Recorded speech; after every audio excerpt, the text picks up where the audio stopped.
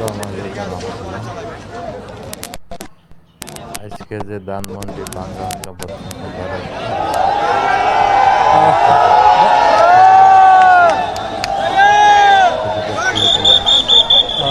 দর্শক স্বাগত জানাচ্ছি যমুনা টেলিভিশনের ফেসবুক পেজের লাইভে।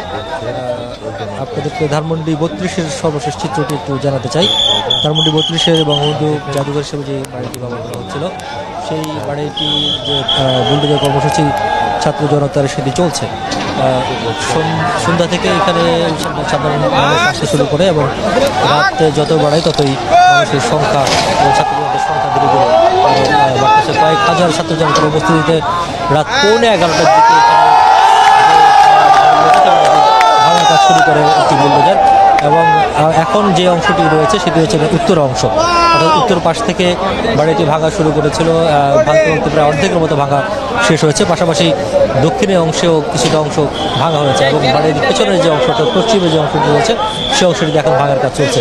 যেহেতু এখানে স্থান সংকুলন রয়েছে, ছোট জায়গা এবং বাউন্ডারির ভিতরে আসলে বুলডোজার চলাচল করতে কিছুটা বেগ পেতে হচ্ছে, সেই কারণে এখানে গাছগাছালি এবং বাউন্ডারি ওয়াল থেকে শুরু করে যেগুলো ছিল সেগুলো ভেঙে জায়গা তৈরি করা হচ্ছে।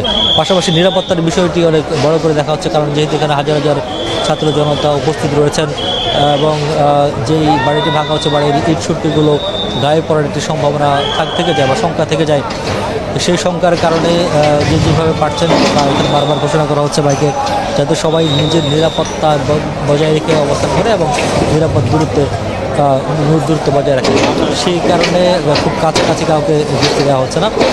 তবে এখানে একটি অংশ রয়েছে, আর আরেকটি অংশ বা আরেকটি অংশ রয়েছে